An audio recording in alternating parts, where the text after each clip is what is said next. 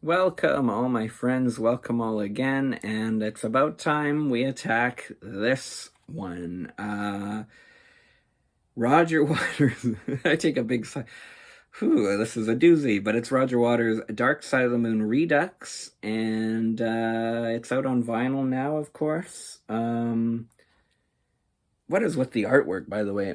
I mean, in this one, you can see the dog is looking at a person with their hands on the edge of the vinyl, or they're holding up the record at least. And then there's one where it's someone doing the same thing, but below them is someone with a camera taking the picture. Is that a mistake? Obviously not. It's not going to get by, but it's weird. And then this is the back. What? That's the back of the record? That huge tongue? Like, I like dogs too. And you have some spittle. It's like, what? Storm Thorgerson is like, from beyond the grave going, mm-mm-mm. What are you doing? What are you doing? What is that art? Wrong record, Roger. Animals is the one with dogs on it. Even Metal has Seamus, but like, what's this? Here's the gatefold. I don't know how many copies this will sell, but it'll be interesting to see. I mean, I just wanted to have it for completist. I just want to say, I'm not going to go into what Roger says in interviews and all that kind of stuff, or him waxing political on stage or whatever. It gets to be a bit much. He's a very hard artist to defend sometimes, but I just like his music. I love the Floyd. They're one of my favorite bands of all time. They always will be. The artistry is there. He's a huge part of the reason why the lyrics really mattered in their music. And I've always really liked his solo work, especially Amused to Death. But, I mean, the first time I saw him live, I was tearing up a little bit, As soon as he went into Breathe in the Air, it was like, wow, like, I have waited my whole life to see this song performed live. By one of the original members, anyway. Anyway, if he wants to re-record one of his old albums, he wrote this when he was, 27, 29 or something?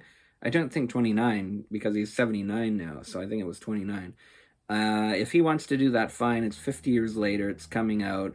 It's, I'd say it's polarized, but I think the critical scores are polarizing, but the fan reaction to this was so supremely negative, and all the pre-release singles. I mean, I was just curious, obviously. So it starts with Speak to Me, and instead of the heartbeats and the voices coming up, it's just this dark, depressing thing. And he starts reciting some lyrics. Speak to Me doesn't have any lyrics in it. It's just a build-up for Breathe. And the first time I listened to it, it's one of the pre-release singles. I was like, one or two lines in, I was like, wait a minute. He's reciting lines from Free 4, which is a really great song Obscured by Clouds, which predates Dark Side of the Moon by a year, at least when it was released. And that song in particular really inspired, Dark Side of the Moon, and to write in that way. And, the deeds of a man in his old age are, the memories of a man in his old age are the deeds of a man in his prime. And then I'm paraphrasing now, but you shuffle alone in the sick room and talk to yourself as you die. Now, it's all delivered in a kind of fun sing-songy way, these really dark, depressing lyrics on Free 4. Here, it's Roger in his old man voice kind of croaking it like Leonard Cohen in his older age.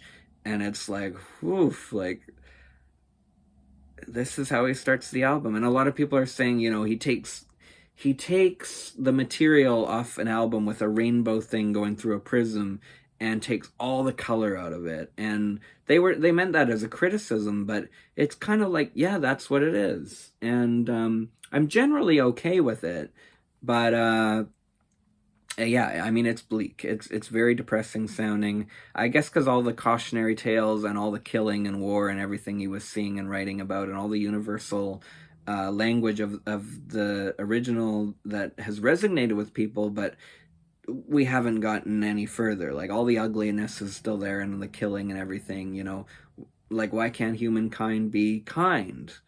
And I guess that's why he wanted to re-record it. He kind of says it in here, and I'm glad he wrote that little message like how he did, because he said in an interview, like, Nick and David and Rick and I were, naive, and it could have been better. And it's like, what? Like, why devalue one of the most perfect works of art you guys did, album wise, and cheapen their roles? But here it's like, oh, what Nick and Rick and David and I put out was beautiful, and he really puts it in a nicer light here. So that's nice to see. So it's just it's just an alternate take, because you can listen to the original anytime you want. You don't have to listen to this. But I've listened to it a few times, and generally, because of how well produced it is, and because it's the original voice, doing his thing, he wrote it, he can do what he wants, and the original will always be there. I probably have like 2 or 3 copies on vinyl and a bunch of CDs of it. I can listen to it anytime I want on Spotify. It doesn't go away, so I'm not mad about it or anything. The Flaming Lips redid Dark Side of the Moon, and it was one of my least favorite things they ever did. I love that band to death. But I wasn't upset, and a lot of people liked it. So, yeah, I mean, people can do what they want, right? You re-record the classic, I mean, as long as I can hear you trying, right? And Breathe, it's nice. I mean, I'd rather hear David sing it. Roger doesn't have much of a voice anymore. So it just sounds like he's narrating over some minimalist, albeit well done music. Now, for the vocal track covers, when he does Breathe, when he does Time, when he does Money, well, maybe not Money, but all the vocal tracks, Money is kind of maybe my least favorite, but Us and Them and Brain Damage and everything. That's fine, but it's just how he has to fill in the instrumental and the musicality and the solos, and he fills it in with kind of this, I don't know if it really meets the concept, because on the run he starts talking about this dream, and he said, it's kind of a dream where this kind of spectral figure starts doing some things, and these people are begging for mercy, and then they come together and they defeat it, and then all these other ones come, and it is very dreamlike. And it's, what does he say? It's rather Patmosian, whatever that means, and I had to look up what that means. And then he name checks the guy from To Kill a Mockingbird, and then there's like a Pilot Wings video game reference, and it's a little bit all over the place. I think the reason why Dark Side of the Moon lyrics are so good and why they resonated with people is they're so universal. Even if English isn't your first language, like it was very well and cleverly written, but basic, and everyone could universally unite in, because it was such a universal sounding record. It was just about being a human, no matter what your race or creed or everything. And when he interjects this dream thing in On the Run, and then in Great Gig of the Sky is the one that's really done the dirtiest, because it had that great Claire Torrey vocal. It's one of the most incredible songs ever put out. Like, it's akin to the vocal take in Give Me Shelter. Like, it's just absolutely a work of art. It's one of the best things you could ever imagine.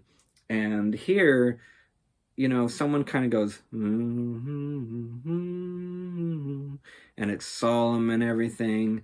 And it's not someone taking this vocal lead that is dynamic and goes up. And he's not trying to replicate things. So I kind of do get it.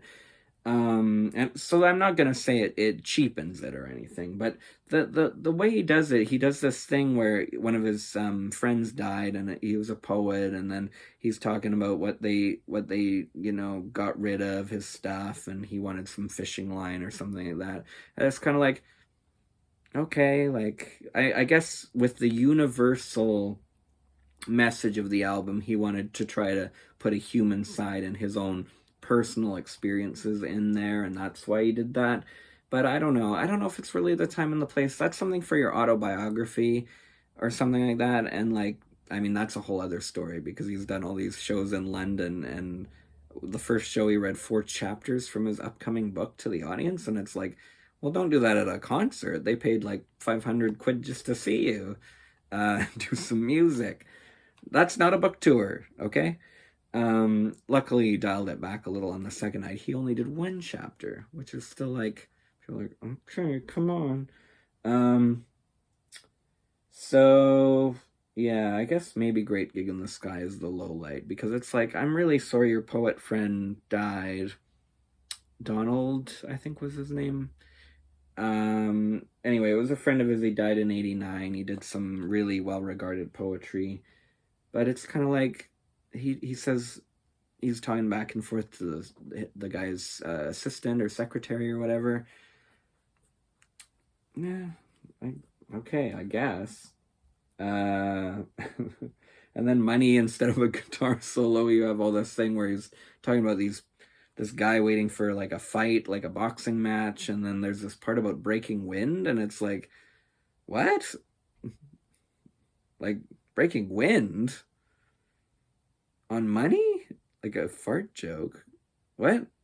S&M, I mean, side 3 is a little better with S&M, Any Color You Like, which is just, instead of those great, Rick Wright parts and everything, he's kind of going like, pick a flag, and it can be red or pink or blue or black, which is what this album is, black.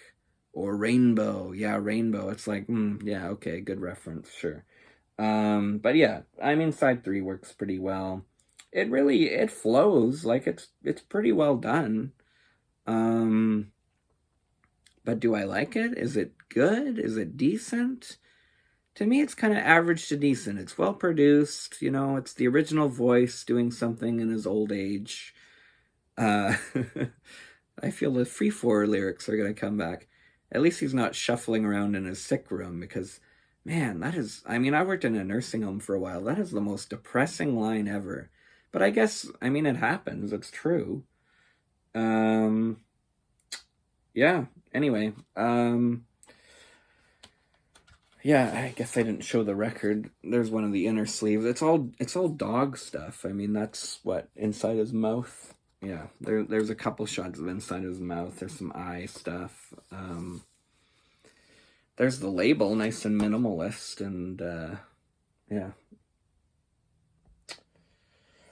I don't know, man. It's a tough one.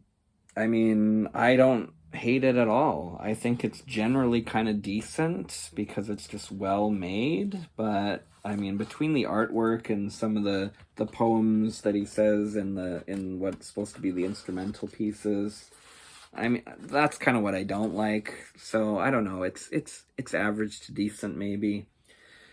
It's not gonna make my top 20 of the year or anything, but I don't hate it.